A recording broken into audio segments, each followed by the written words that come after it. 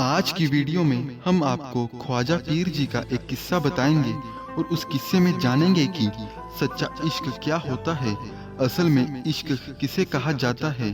तो संगत जी, इस वीडियो को पूरा जरूर देखना और समझना इश्क किसे कहा जाता है।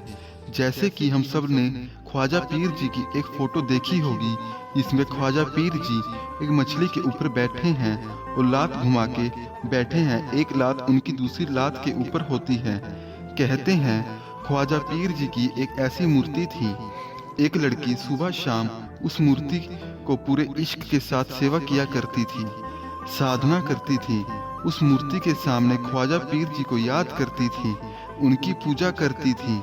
ख्वाजा पीर जी की कलमे पढ़ा करती थी दिन रात। काफी समय तक वो लड़की ख्वाजा पीर जी की मूर्ति की ऐसे ही सेवा करती रही। एक बार क्या हुआ, उस लड़की को कुछ दिनों के लिए कहीं जाना पड़ गया और एक अपनी सहेली से कहती, बहन मुझे कुछ दिनों के लिए कहीं जाना पड़ गया है और ये ख्वाजा पीर जी की मूर्ति है, इसे तू कुछ दिनों के लिए अपने पास रख ले, इबादत करती रहियो, सुबह शाम सजदा सलाम करती रहियो, इनकी सेवा करती रहियो। लड़की कहती ठीक है और कपड़े में लपेटकर लड़की उस मूर्ति को अपने घर ले गई। और जब सुबह हुई तो उस लड़की ने देखा कि ख्वाजा पीर जी बैठे हैं और बैठे बैठे इनकी लाश सो गई। और अब मैं क्या करूं? मेरी सहेली मुझे कहेगी कि मैंने तुझे ख्वाजा पीर जी की सेवा करने को दी थी, तूने अच्छे से सेवा की ही नहीं।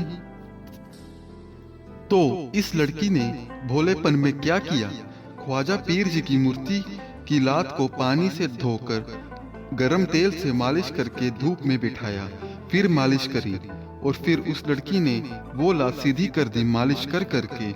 और जब कुछ दिनों के बाद दूसरी लड़की आई तो उसने देखा कि ये क्या हुआ, तो उस लड़की ने बताया कि ख्वाजा पीर जी की लात सो गई थी, इसलिए मैंने इनकी मालिश करके इनकी लात सीधी कर दी।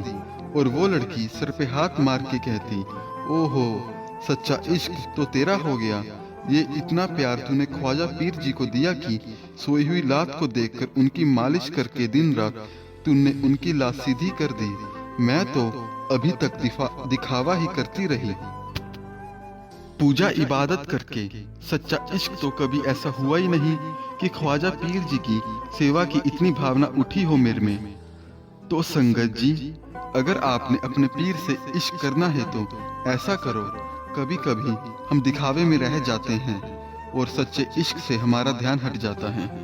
और अगर सच्चा इश्क है तो बिना इबादत के ही रब मिल जाता है। धन्यवाद।